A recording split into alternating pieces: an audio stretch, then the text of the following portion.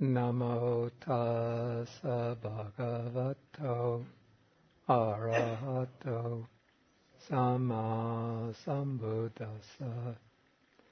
Namo tassa bhagavato arahato samma sambuddhassa.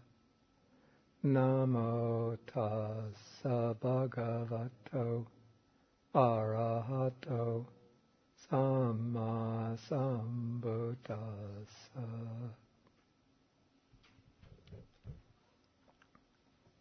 Good evening, everyone.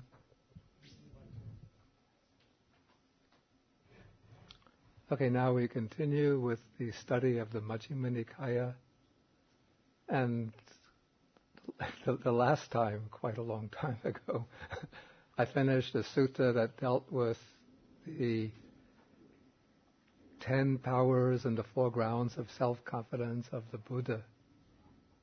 So in a way that took us all the ways through. We went through suttas dealing with all of the different stages of realization up to the qualities of the Buddha.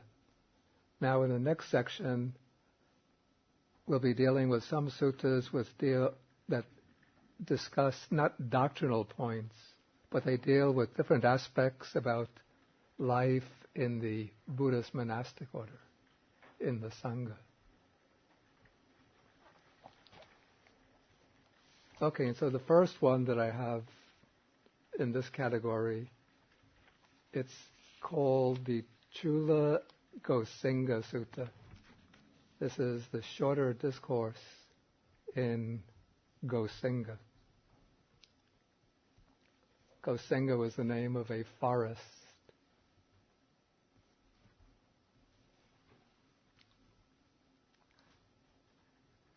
Okay, so when the sutta opens, the Buddha is living at a place called Nadika. And on this occasion, now the sutta is going to focus upon the lifestyle of 3 monks named Anuruddha, Nandiya, and Kimbila. Of these 3, the best-known monk is Venerable Anuruddha. He was from the Shakyan family, so he must have been a cousin of the Buddha. The other 2 monks, I don't know very much about their background, but they seem to have been close friends with Anuruddha, and in several suttas we find them living together.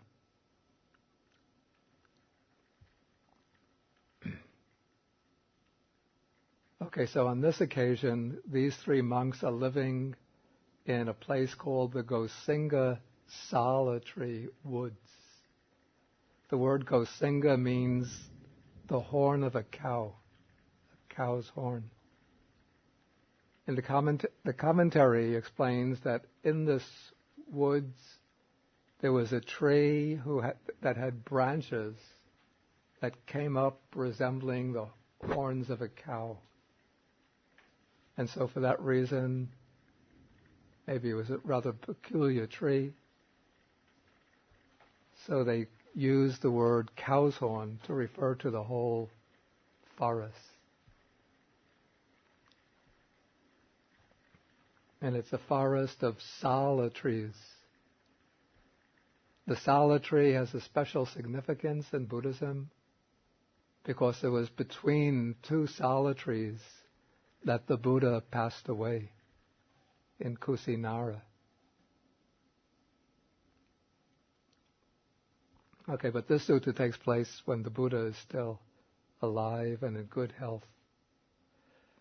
And so one day, the Buddha, after rising from meditation, he went to this Gosinga solitary woods. And it seems that this woods was a protected forest because it has a guardian or a park keeper. And so when the park keeper sees the Buddha coming, he doesn't know that this is the Buddha. And so he tells him, do not enter this park. There are 3 young men here who are seeking their own good. That's the kind of expression that means that they're meditating very earnestly.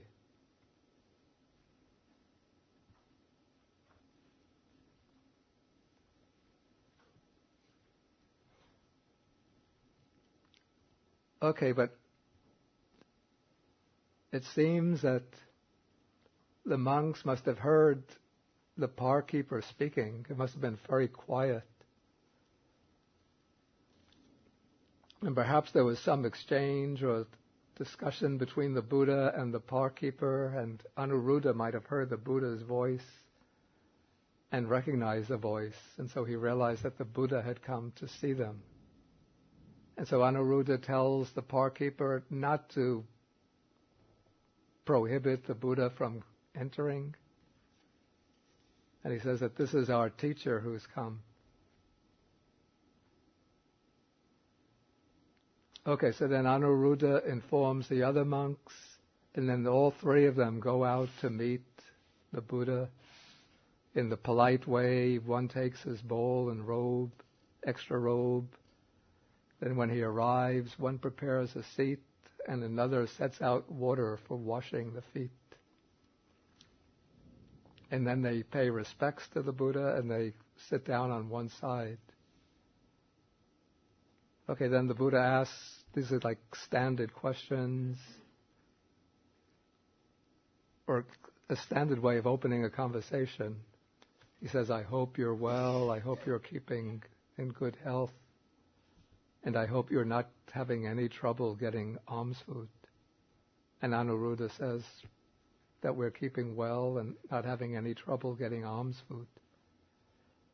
Then the Buddha says, I hope that you are all living in concord with mutual appreciation without disputing, blending like milk and water, viewing each other with kindly eyes. This is a stock expression that comes in the suttas to describe a situation where monks are living together harmoniously. It's contrasted with another situation that one finds, for example, I think in Sutta number 128. Yeah, at the beginning of Sutta number 128 on page 1008. This is describing the monks at Kosambi. Kosambi was an important city in northern India where the Buddha had a monastery. And that monastery in Kosambi became the site for a big conflict that took place in the Buddha Sangha that almost divided the whole Sangha. It started through a quarrel or dispute that took place between two monks, and then each monk had his own group of friends and followers, and so the friends and followers of each monk sided with them. Then they drew more and more of the other monks into this conflict between them. And then they had their own lay disciples, lay followers, and they drew the lay people into this conflict until the whole Sangha at Kosambi and all of the lay people in Kosambi were all involved in this dispute. The Buddha came several times to try to settle that conflict, and the monks who were fighting said, Master, you mind your own business. We're going to fight it out until one side triumphs over the other. And do you know what the whole conflict started from?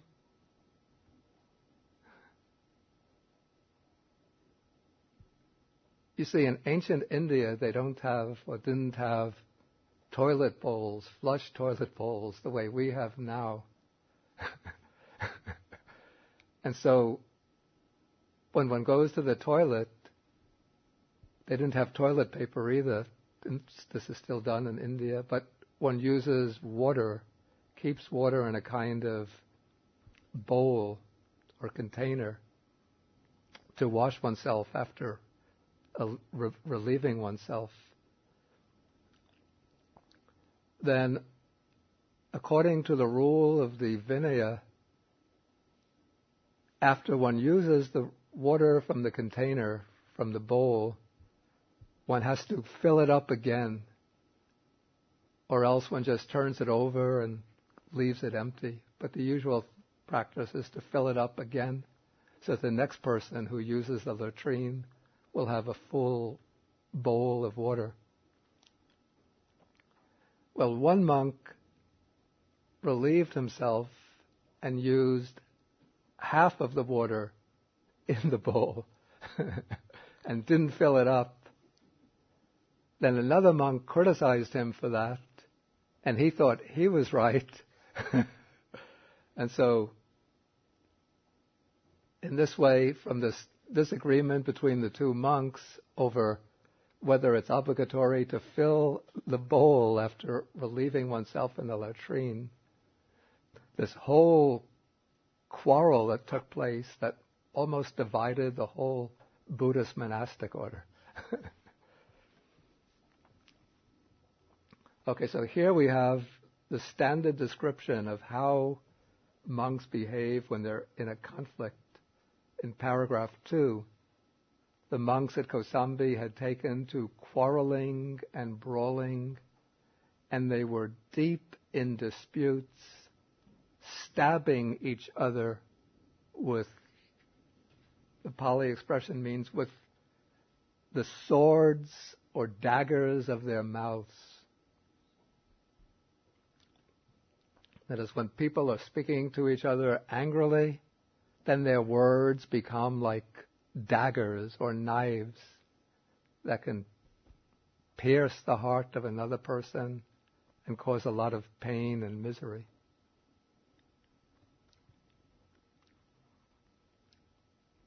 So if you ever get into a quarrel with somebody and you start speaking angrily to that person, remember this expression: stabbing the other person with the knife or dagger of one's mouth, the dagger of one's words.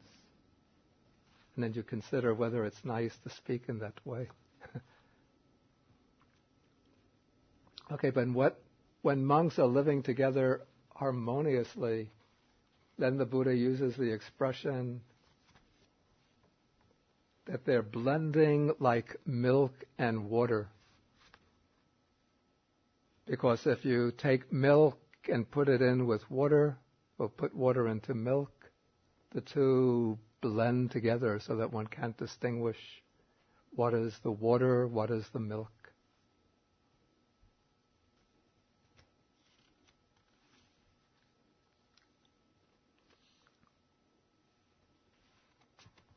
Okay, then the monks reply to the Buddha that they are living in concord and harmony without disputing, that they're blending like milk and water. And so then the Buddha asked the monks how they are able to do this. And then they all say that they can live in this way because they rejoice at the fact that they have such good companions. And this is a very useful point of advice, because if you have good friends who are following the same spiritual path that you are, sometimes you might start looking for all of their minor faults, and everybody has some faults.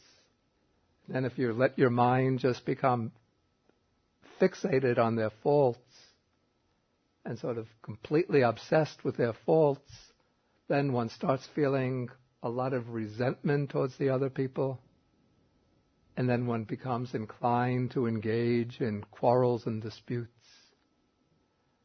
But if you have good religious friends, good spiritual friends, even if they have some faults, shortcomings, instead of fixating on the faults and shortcomings, you think about their good qualities, and then you rejoice in their good qualities, and then you feel happiness and gratitude towards your spiritual friends.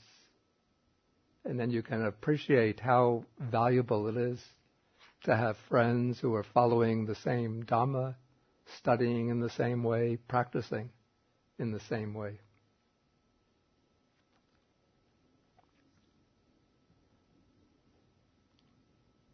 Okay, then Anuruddha goes on to explain further how these monks are able to establish harmony with one another.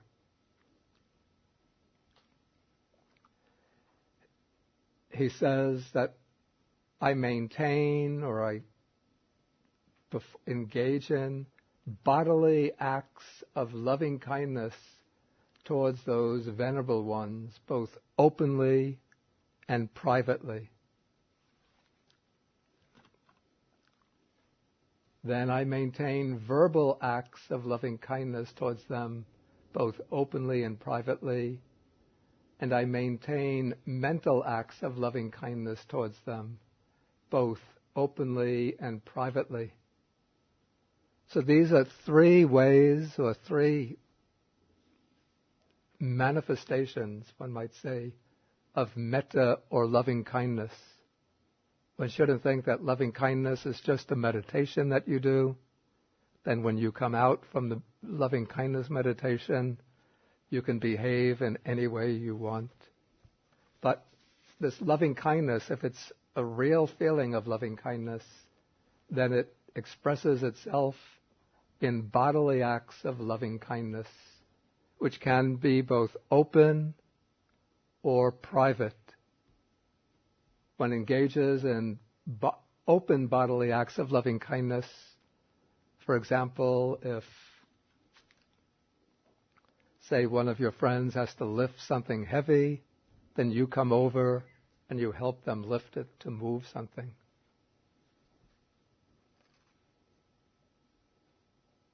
Or if a friend is ill, then you might go and get their food and bring them food.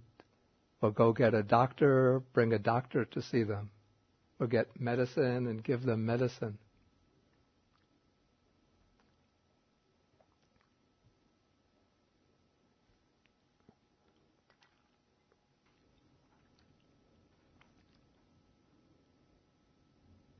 Again, if they have to travel someplace and they're not able to go on their own, then you might give them transportation.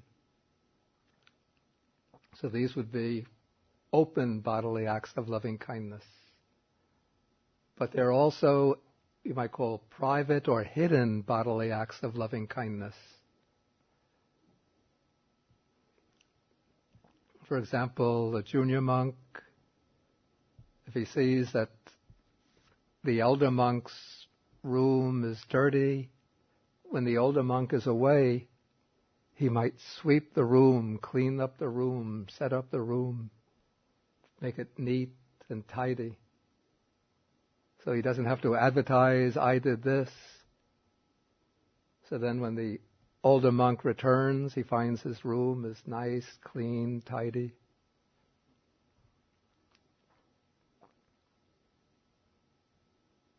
So you can sometimes bring a gift and put a gift on somebody's table. Give a gift to your friend, even without announcing that you're going to give it. Sometimes you might want to help them in secret ways without informing them.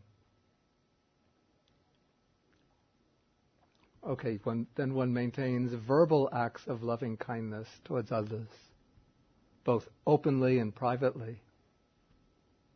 One maintains the verbal acts of loving kindness towards others openly when one speaks courteously and politely to them. One speaks in a friendly way. One inquires after their health.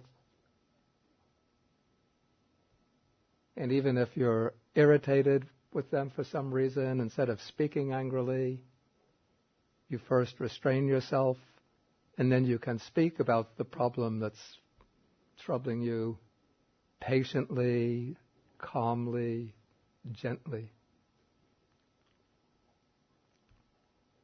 And then one maintains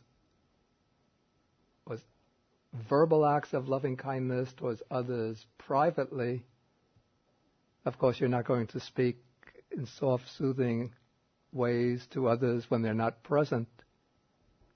So how does one set up verbal acts of loving kindness towards others privately?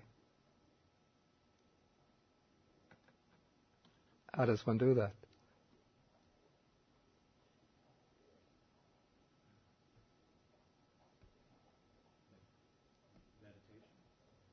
No. This is verbal acts one has to be speaking. Speak well about somebody else to another person. Right, that's right, yeah. Very often people, even people who seem to be friends, but when the other person goes away, then one starts speaking to others about all of the faults that you've noticed in the person that you appear to be friends with. So this is a kind of two-sided friendship. When the person is present, you speak very politely, very kindly towards that person, very gently. When the person goes away, then you start tearing that person down behind their back. But if one is going to set up verbal acts of loving kindness privately towards another person, then one speaks praise of that person to others. One makes others aware of that person's good qualities. And even if one has to, for some reason, criticize that person to others, one doesn't do it with a malicious mind, but one does it because one sees that there's some purpose to be achieved.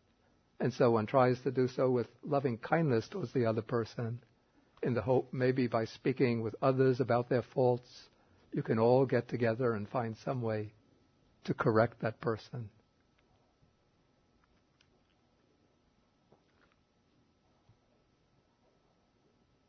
Okay, and then one sets up mental acts of loving kindness towards that person, both openly and privately. I can't see how there could be a distinction because mental acts or thoughts are always private to oneself. Maybe it means that when one is in the presence of that person, one has a mind of loving kindness towards them. And also if one is separated from that person, one still has the mind of loving kindness towards that person.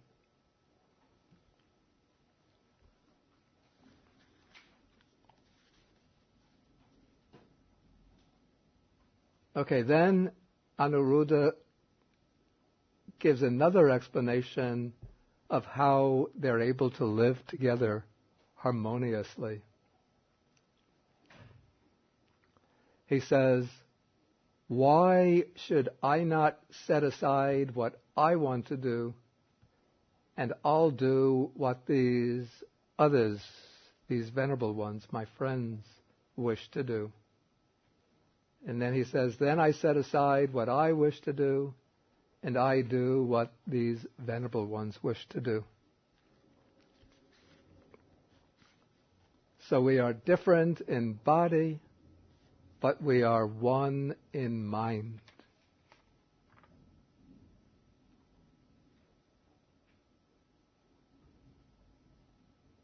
Here the Pali says, Nana hiko no bante kaya ekanchapana manye chitan.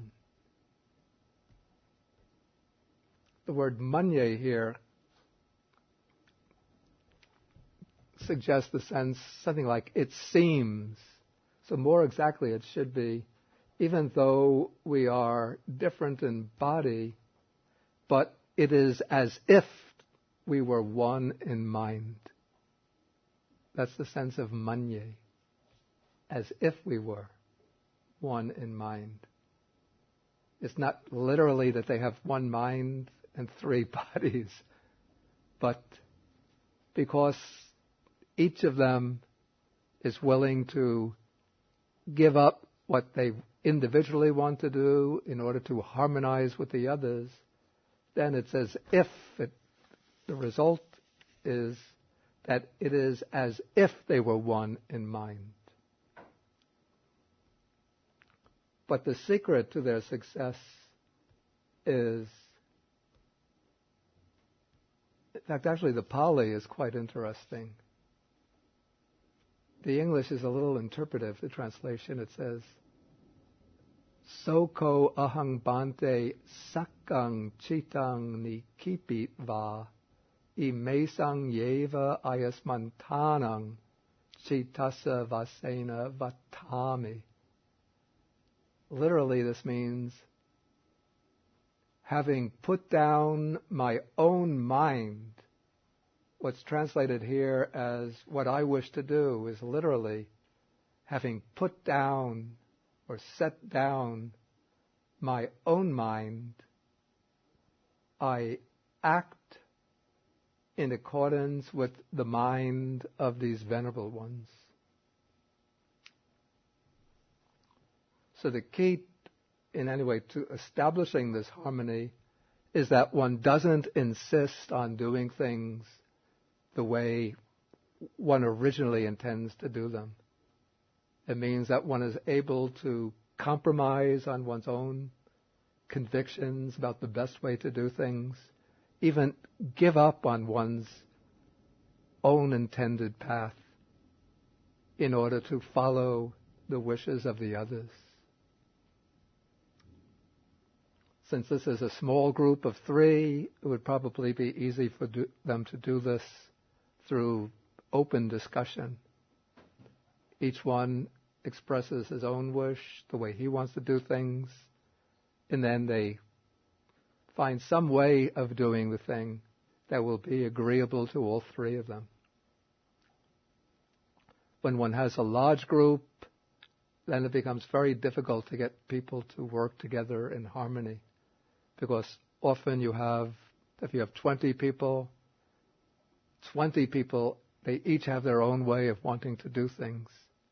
And sometimes, even if of the 20 people, if 15 or 17 of them are flexible and adaptable, there'll often be 5 or sometimes even 3 people who become very insistent on getting things done their own way and aren't ready to compromise at all. Then just those 3 people in a group of 20 can create chaos and confusion in the whole group as people get aligned with different factions. When those people are insistent on doing things in their way, then they try to win others over their point of view. And then you get quarrels and conflicts.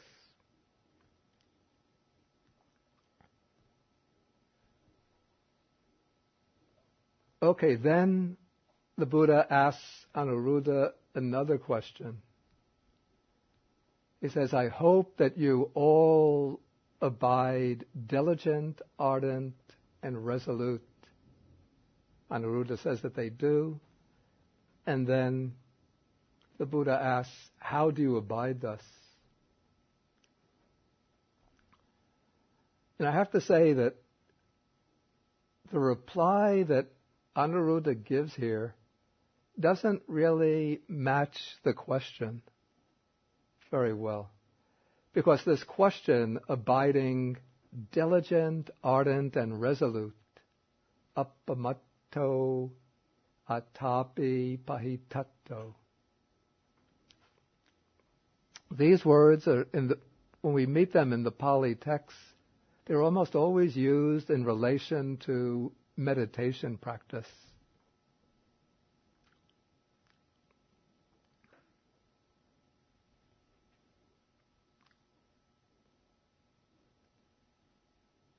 And so very often we see a kind of pattern in the suttas where when one monk wants to go off and to practice meditation on his own, he'll come to the Buddha and ask him to explain a method of meditation or to give him a teaching, Dhamma teaching, that will be of use to him so that he can go off into solitude in order to dwell diligent, ardent, and resolute.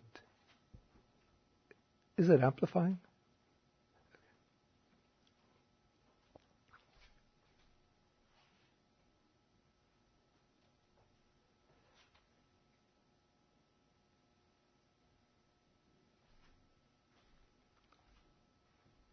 Okay, yeah, now it's stronger.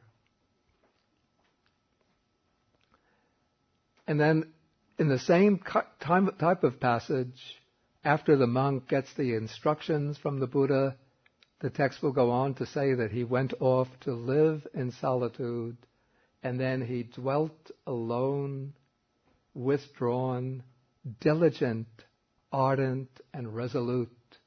And then in a short time, he achieved the supreme goal of the spiritual life. And he became another one of the arahants.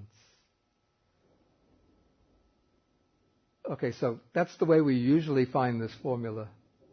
So here it seems a little strange, not the question, but the way the monks reply. And I understand from notes from my friend Venerable Analayo, comparative studies between the Majjhima Nikaya and its counterparts in the Chinese Agamas, that in that version we don't find this question used in relation to the description of the way the monks live. But that question comes only in relation to their meditation practices. So it's quite possible that originally the question here was the Buddha asking for further explanation of how the monks were able to live together in harmony. If we take that question, then the explanation given in paragraph 9 would make better sense. So here Anuruddha explains that whichever of us returns first from the village with the alms food, prepares the seats, sets out water for drinking and washing, and puts the refuse bucket in its place. That is, these monks are living in this woods, but there must have been a village within walking distance, or maybe several villages in different directions. And so they will set out on their alms round at the same time, but they will go in different directions or to different places. They don't all go together. The common practice now in many Buddhist countries is for monks to go together on alms round. But it seems here they're going in different directions, and so they might return at different times. And they will have, in the place where they're staying, an area where they take their meals, and here they will sit on the ground, not at tables, not in the forest, but they will probably have some kind of seats, maybe made out of straw. So the one who returns first this is a way of practicing loving kindness towards one's fellows, way of practicing loving kindness privately. So he comes back first. He doesn't wait till all of the others come back. But the first one who comes back will set up the seats. Then they need water for drinking and then for washing, because in India, in the Buddha's time, it's also now, the way one eats, especially from the alms bowl, is using one's hand, not with spoons and forks. So when one finishes eating, then one has to wash the hand. So one needs water for washing. And also when they return from the alms round, also sometimes their feet will be dirty if they're walking through. If it's the rainy season, there might be puddles of water, muddy roads, and so they have to wash the feet. And then they also need the water for washing their bowls when they finish eating. And then they have a bucket if they have food left over that they can't finish, or things like banana peels, the rinds of fruits, the seeds of fruits. Then they will throw that in the refuse bucket. Okay, that's what's done by the one who returns first. then the one who returns last will eat any food that's left over. So it could be that somebody returns rather late, and so if the others have leftover food, they will put out their food for the person who comes last to take.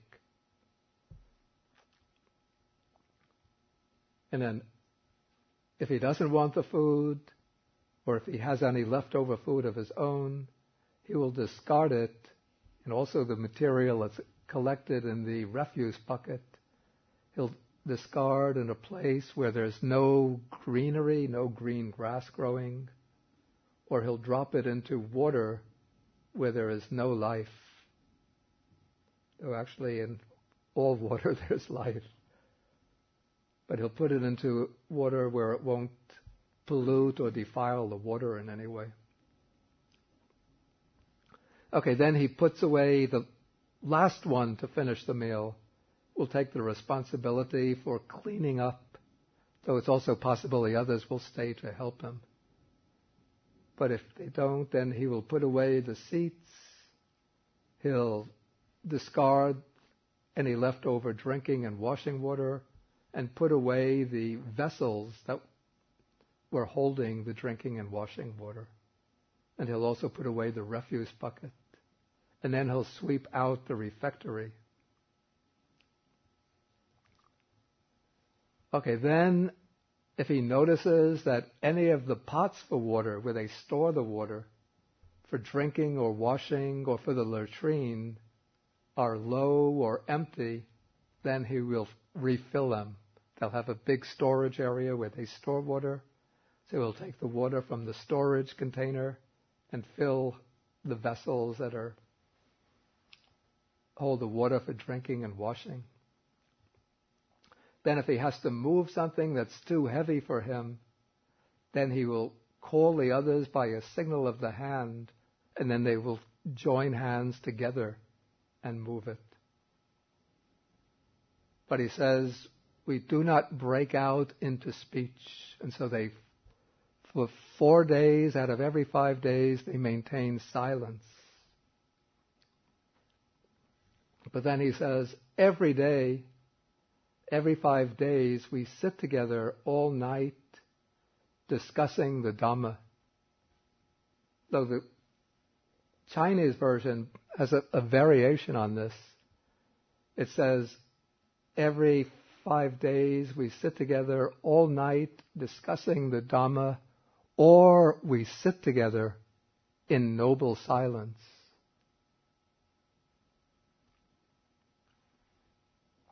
So there's a difference of emphasis there.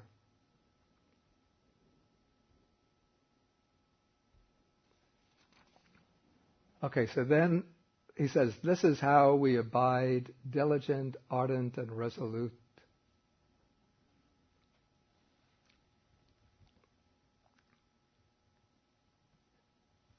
Okay, now the Buddha asks him, while you dwell thus diligent, ardent, and resolute, have you attained any superhuman states, any distinction of knowledge and vision worthy of the noble ones, a comfortable abiding?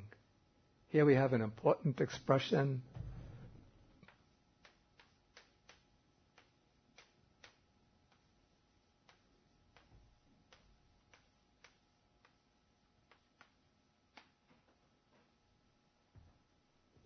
Uttari manusa dhamma alamaria jnana dasana viseso.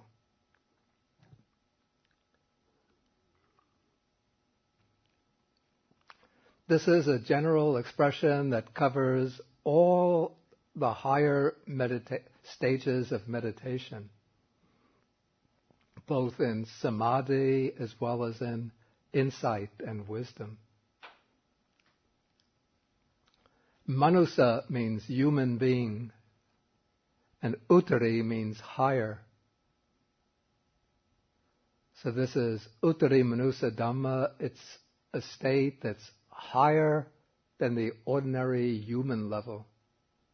The states, good states, of the human level would be the observance of ethics or morality.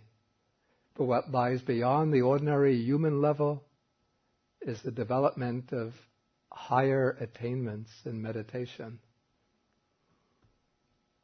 And then to this term, Uttari Manusa Dhamma, is added Alam Arya Jnana Dasana Viseso. This means some distinction or excellence in knowledge and vision, some superior wisdom, which is characteristic of the Aryans, the noble persons.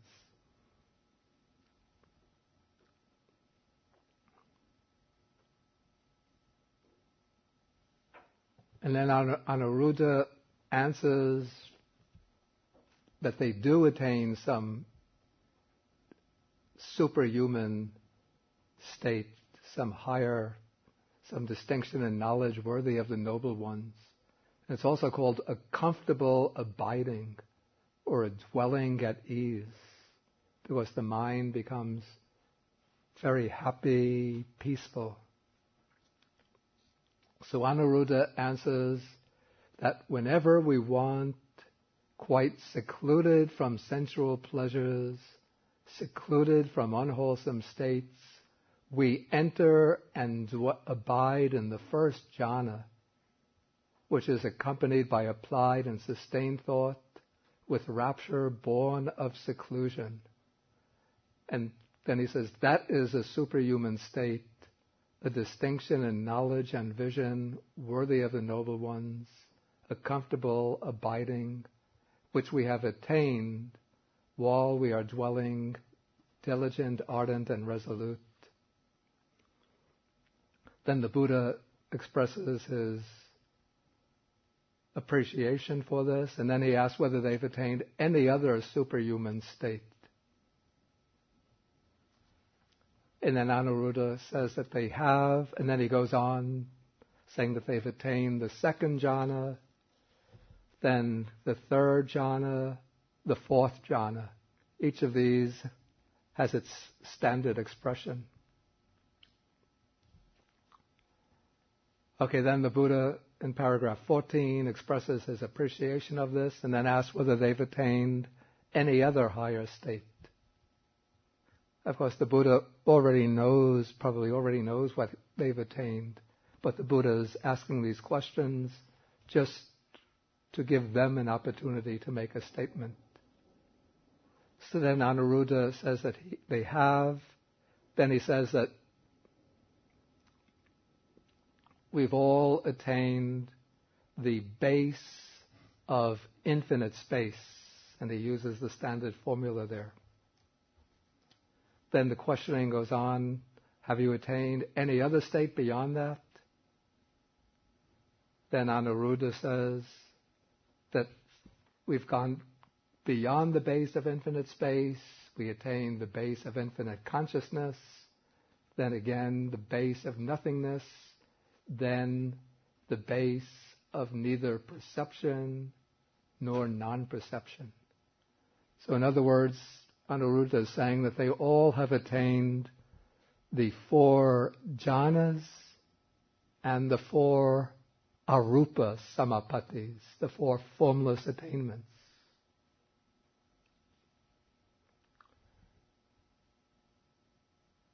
Then the Buddha asks, he's still not satisfied with their answers, so he asks, is there any other superhuman state and so on that you've attained?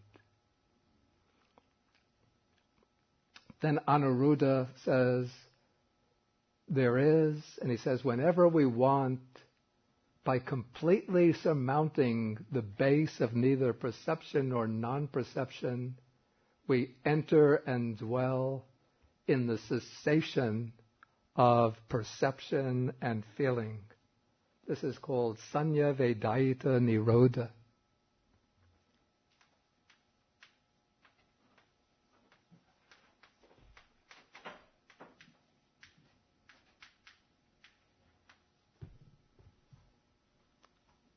Okay, to attain Sanya Vedayita Nirodha, the cessation of perception and feeling, This is a meditative state in which all perception and all feeling ceases. And this meditative state, it said, in order to attain it, one first has to have mastered the 4 jhanas and the 4 formless attainments. And one has to be at least an anagami, a non-returner. Only non-returners and arhants can achieve the cessation of perception and feeling. And according to the explanations given in the commentaries, to achieve this state, what one does is enter the first jhana, then one emerges from it, and one contemplates it with insight as impermanent, suffering, and non-self. Then one enters the second jhana and contemplates it also as impermanent, suffering, dukkha, and non-self. So in that way one is applying insight wisdom to each of the meditative attainments. So one goes through the second jhana, then one goes into the third jhana, comes out, contemplates it with insight. One goes into the fourth jhana, comes out, contemplates it with insight. Then one goes into the base of infinite space, comes out, contemplates it with insight, impermanent, suffering, non-self. Then one goes into the base of infinite consciousness, comes out, contemplates with insight. Base of nothingness, comes out, contemplates it as impermanent, suffering, non-self. Then, before going into the fourth formless attainment, the base of neither perception nor non-perception, one makes a mental determination that one is going to enter the cessation of perception and feeling. And one makes the determination how long one is going to spend in the cessation of perception and feeling, whether an hour, a few hours, even a few days. It said that one could be in that state for up to 7 days. Then one has to make a few other preliminary observations and reflections. And then one goes into the fourth formless attainment, the base of neither perception nor non-perception. And then from the base of neither perception nor non-perception, after being in there for a few turns, a few runs of consciousness, then one enters Sanya Vedayata Nirodha. One enters the cessation of perception and feeling. And then one remains in that state for the duration of time that one is predetermined.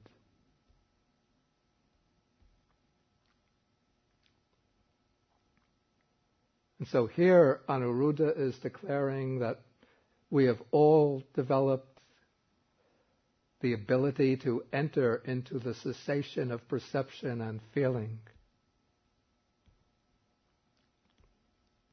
And then he says, in addition to this, our taints, that is, our asavas, the primordial defilements of the mind, are destroyed by seeing with wisdom. That is, they've gained the insight wisdom sufficient to destroy all the defilements. That means they've all become liberated arhants.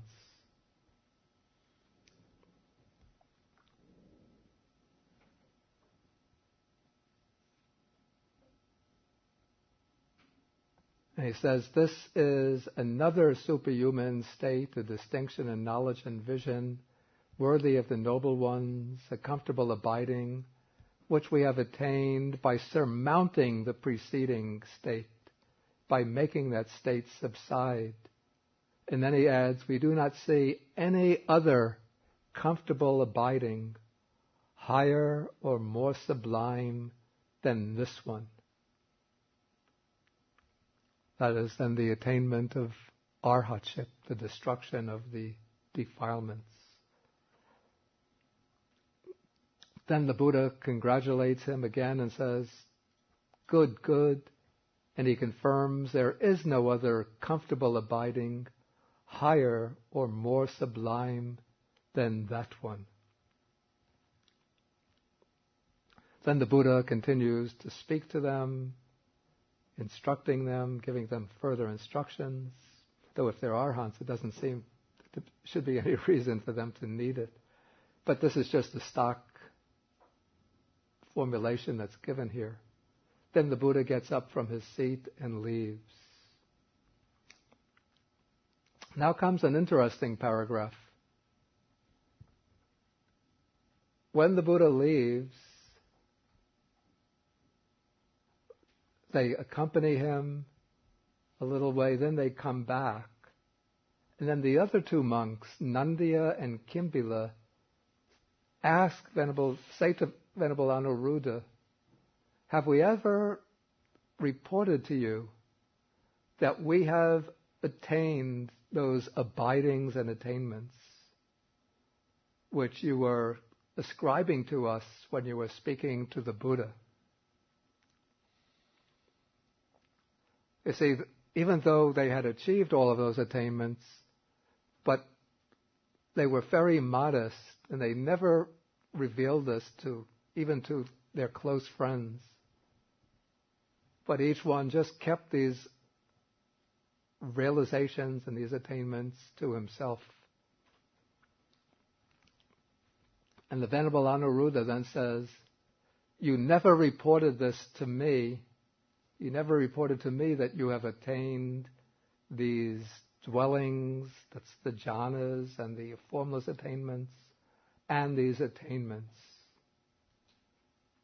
Yet, by using my own mind to fathom your minds, I know that you have attained these attainments. See, Venerable Anuruddha was one who had achieved excellence in the use of psychic powers, psychic facilities. His specialization was the divine eye, that is, the eye that one can use to observe planes of existence beyond the human plane, or to see world systems outside of our world system. That was the specialization of Anuruddha. But he also had the ability to read the minds of others. And so he used this ability to find out what his friends had attained. And so this was one way that he knew that the two other monks had reached all of these attainments. And also, Venerable Anuruddha, we see in a number of suttas that he has regular contact with deities, with the devas. And so the devas, the deities, informed him that his friends had achieved all of these meditative attainments. And so Anuruddha was able to speak about this, not only about his own attainments, but about his friends' attainments when they were speaking with the Buddha.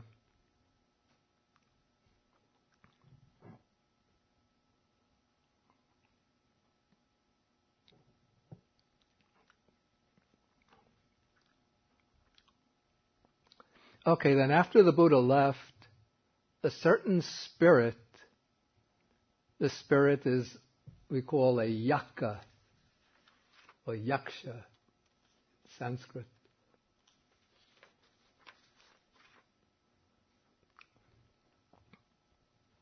Often the yakshas are depicted as fierce, terrible spirits, but sometimes these fierce spirits can be protectors of the Dhamma. And so the spirit, whose name was Diga Parajana, Diga means long, Parajana means other people. It's a rather strange name. Anyway, he went to the Buddha, and then he declares to the Buddha that it is a gain for the Vajrayans, a great gain for the Vajrayans, that the Tathagata, that the Buddha is dwelling in their country, and that these three clansmen, these three young monks, are dwelling in their country. The Vajrayan country was someplace in northeast India. Its capital city was Vaisali, the city of Vaisali.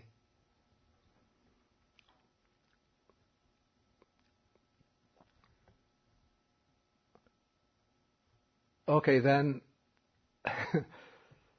when this yaksha, Diga Parajana, makes this exclamation to the Buddha, then the earth deities also repeat the same statement, that it's a gain for the Vajrayans that the Buddha and these three clansmen are dwelling in their country. Then that same call goes from the earth deities, it goes up to the heaven of the four great kings, then to the heaven of the Tavatimsa heaven, the heaven of the 33, then to the Yama deities, the Tusita heaven deities, the gods who delight in creating, that's the Nimana Rati deities, then the gods who wield power over others' creations, Paranimita Vasavati deities. So we have these deities in one realm after another are all repeating the same exclamation. Then it goes up even beyond the deities who wield power over others' creations, and it goes up to the Brahma world, the gods of Brahma's retinue. And so it says that at that very instant, at that moment, this cry or this shout applauding the three monks was heard as far as the Brahma world.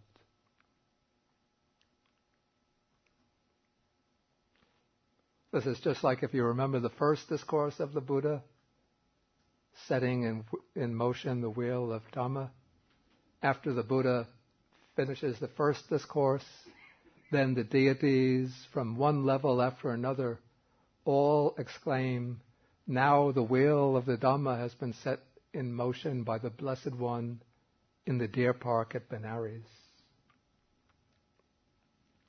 Okay, so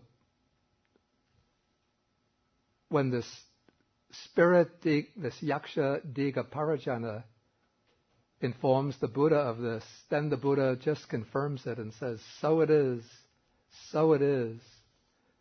Then he makes another important statement.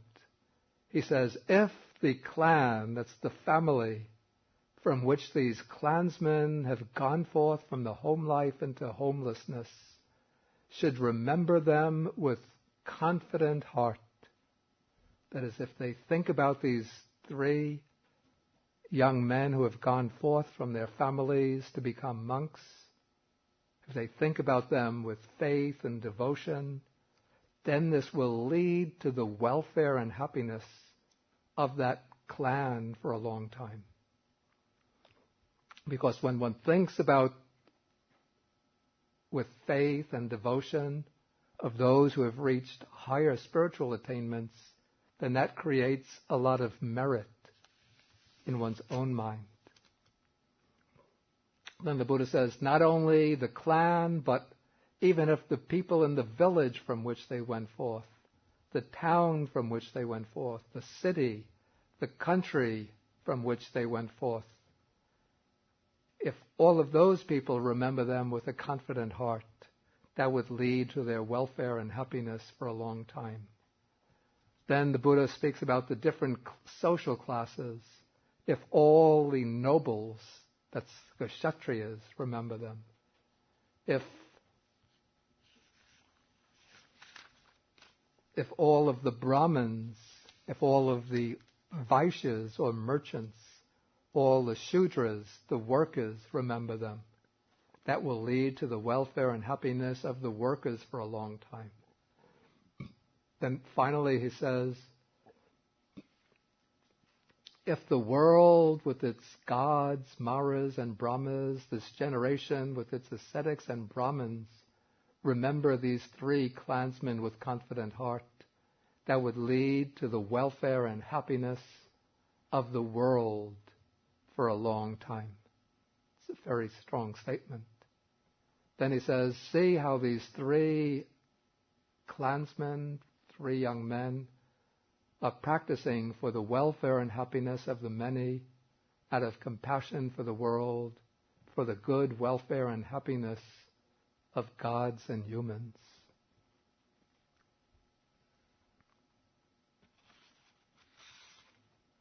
Okay, and that is the discourse, the shorter discourse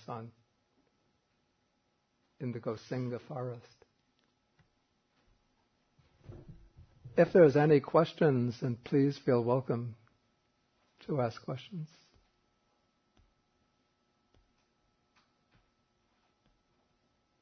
It's not such a difficult sutta, so it doesn't really raise many questions.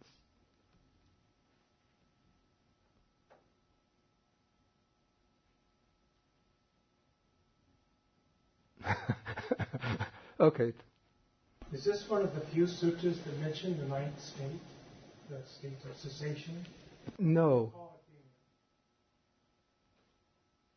It is mentioned even in some other suttas in the Majjhima Nikaya. I think we had it when we took sutta number 77. It comes as the 8th of the 8 liberations.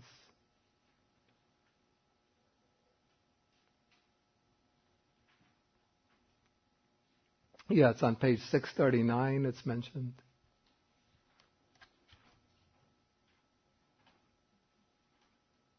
And then there's some discussion about this state of Nirodha Samapatti, cessation of perception and feeling. In 2 suttas, give a lot of attention to it. And interestingly, these are discussions between, in one sutta it's a discussion between 2 monks, Sariputta and Mahakotita. In the other sutta, that's sutta number 43. And then the next sutta, sutta number 44, also discusses the cessation of perception and feeling. And this is a discussion between the nun Dhammadina and a lay devotee named Visakha, who, according to the commentary, was formerly her husband.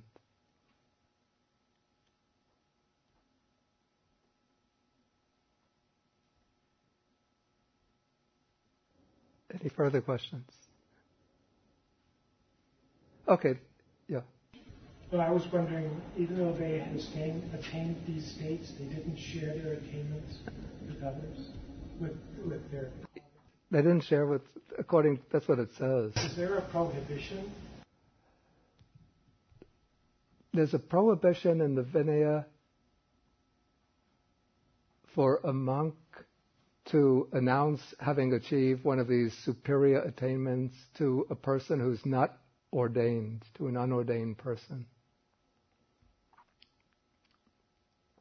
And if one deliberately makes a false claim to have achieved what's called an Uttari Manusa Dhamma, if it's a false claim, then it's a very serious offense. But since they're fellow monks, there would be no rule prohibiting them from speaking about it. But I think the point that's trying to be conveyed here is that they were so modest and humble that they didn't want even to announce to others that they had reached these attainments. And wasn't it by example that they were saying it wasn't so much a verbal, they were going around with their memory from their home, from their family, from the class, and everyone knowing about their attainment in itself was enough? I think there's no mention here that the people from their family, the village, town, will know about their attainments. What the text just says that if the people from their family, village, town, and so on think about them or remember them with a confident heart. Confident means this having faith and devotion towards them, or respect and veneration towards them. Then that will be for their benefit. Even it's assumed that the people from the town and village and family won't know about their attainments because they don't go about announcing to their to others that they've achieved such and such. But just if people know about the way they're living and they're impressed by their deportment, by their behavior and characters, then they will develop the quality called confidence, pasada, which it's like something like faith, but it doesn't have to do with believing anything, but it's more having a feeling of respect and veneration towards somebody who's leading a spiritual life.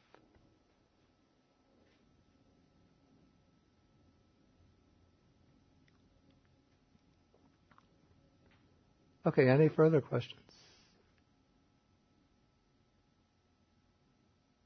Okay, next time we'll do the Cūḻagosinga Sutta.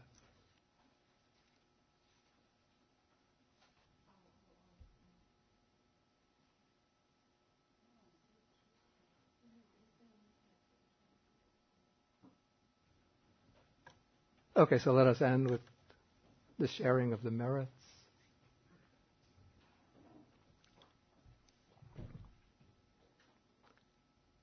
Akasata chabumata deva naga mehedika punyantang anumoditva chirang rakantu sasanang. Akasata chabumata deva naga mehedika punyantang anumoditva chirang rakantu desanang. Akasata chabumata deva naga mehedika punyantang anumoditva chirang rakantu mang parang. Etavata cha amhehi sampadang punya sampadang sabbe deva anumodantu sabba sampati siddhya. Etavata cha amhehi sampadang punya sampadang sabbe bhuta anumodantu sabba sampati siddhya. Etavata cha amhehi sampadang punya sampadang sabbe sata anumodantu sabba sampati siddhya. Pavagupadaya avici hetato etantare satakayupapanna satakayupapanna satakayupapanna satakayupapanna satakayupapanna satakayupapanna satakayupapanna satakayupapanna